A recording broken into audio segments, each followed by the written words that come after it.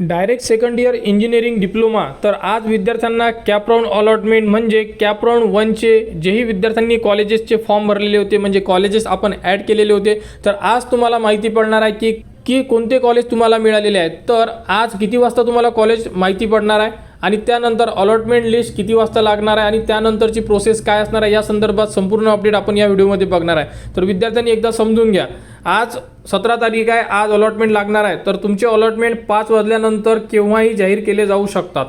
Clear? त्यानंतर जर allotment तुम्हाला चेक करायचे असेल तर कसे चेक करू शकता बघा, इथे 3 डॉट दिलेले आहे, तुम्हाला इथे क्लिक करावं लागेल। इथे क्लिक केल्यानंतर अशा प्रकारे डॅशबोर्डचं ऑप्शन येईल, यामध्ये अशा प्रकारे तुम्हाला थोडं खाली यावं लागेल। यामध्ये बघू शकता जशी आपण मेरिट लिस्ट चेक केलेली आहे, इथे तुम्हाला एक ऑप्शन उपलब्ध करून देण्यात येणार आहे, प्रोविजनल अलॉटमेंट लिस्ट। क्लिअर? त्यानंतर तुम्हाला तिथे क्लिक करावं लागेल आणि त्यावरती तुम्हाला अशा प्रकारे इथे राऊंड 1 असं ऑप्शन देऊ शकतात आणि त्यावरती तुम्हाला क्लिक करावं लागेल। क्लिक केल्यानंतर बघू शकता अशा प्रकारे तुम्हाला तुमचा जोही आय डी आहे, ॲप्लिकेशन आय डी, तो इन्सर्ट करावा लागेल। इथे तुमची जन्मतारीख टाकावी लागेल आणि इथे तुम्हाला कंटिन्यूला क्लिक करावं लागेल। कंटिन्यूला क्लिक केल्यानंतर तुमच्यासमोर A to Z अशा प्रकारे फॉर्म ओपन होऊन जाणार, त्यावरती संपूर्ण माहिती दिली असेल, तुम्हाला कोणते कॉलेज मिळालेले आहे, कोणत्या नंबरचे कॉलेज मिळालेले आहे, या प्रकारे संपूर्ण माहिती तुम्हाला दिलेली असणार आहे। ठीक आहे? त्यानंतर तुम्हाला ॲडमिशन घ्यायची आहे किंवा पुढील राऊंडला ट्राय करायचं, असे तुम्हाला 2 ऑप्शन राहणार आहे, ज्यामध्ये एक राहील तुम्हाला बेटरमेंट, ठीक आहे, आणि 2 नंबरचं ऑप्शन राहील तुम्हाला फ्रीज। ठीक आहे? तर फ्रीज म्हणजे ॲडमिशन घेणे, ज्या विद्यार्थ्यांना कॉलेज मिळालेलं आहे आणि तुम्हाला जर प्रवेश घ्यायचाच आहे तर तुम्ही फ्रीज करून 1000 रुपयाचं चालान भरून प्रवेश घेऊ शकता। त्यानंतर ज्यांनाही बेटरमेंट करायचं असेल, म्हणजे पुढील राऊंड ट्राय करायचं असेल, यापेक्षा बेटर कॉलेज पाहिजे असेल तर तुम्ही बेटरमेंट ऑप्शन चूज करू शकता। बेटरमेंटमध्ये काय होणार आहे की तुम्हाला समजा 4 नंबरचा प्रिफरन्स मिळालेला असेल आणि हा कॉलेज जर तुम्हाला पाहिजे नाही आहे किंवा याच्यावरती जे कॉलेज टाकलेले आहे ट्राय करायचं असेल समजा, तर तुम्ही ट्राय करू शकता आणि हे कॉलेज तुमच्याजवळ रिझर्व राहील।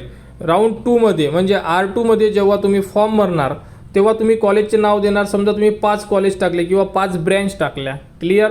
तर या 5 मध्ये जर तुमचा नंबर लागला नाही राऊंड 2 मध्ये, तर तुम्हाला जे कॉलेज लास्ट राऊंडला लागलेलं होतं, जेव्हा हे लागलेलं होतं कॉलेज, तुम्हाला हे कॉलेज तुम्हाला मिळून जाणार राऊंड 2 मध्ये, म्हणजे तुमच्याकडे रिझर्व राहणार आहे एक राऊंड।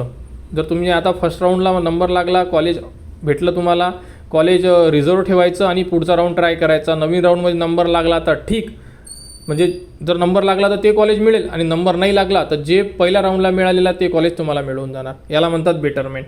अशा प्रकारे ही प्रोसेस चालणार आहे। त्यामुळे आज निकाल लागल्या म्हणून उद्यापासून तुमची ॲडमिशन प्रोसेस सुरू होणार आहे, ज्यामध्ये संपूर्ण विद्यार्थ्यांनी एकच सांगायचं आहे की कोणीही घाई न करायची, शांततेनं संपूर्ण माहिती समजून घेणं हे गरजेचं राहणार आहे आणि त्यानंतरच तुम्ही तुमची जेही ॲडमिशन प्रोसेस आहे ही तुम्हाला कंप्लीट करावं लागेल। ठीक आहे? त्यानंतर आता 17 तारखेला बघू शकता इथे आपला अलॉटमेंट लिस्ट लागेल।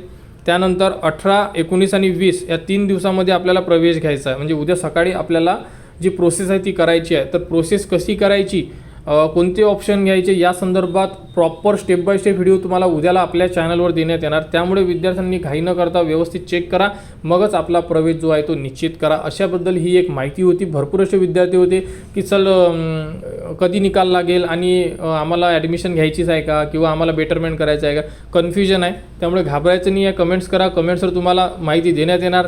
त्यासाठी आपल्या चॅनलच्या कनेक्टमध्ये राहा, चॅनलला सबस्क्राईब करा व हा व्हिडिओ इतरांपर्यंत शेअर करा।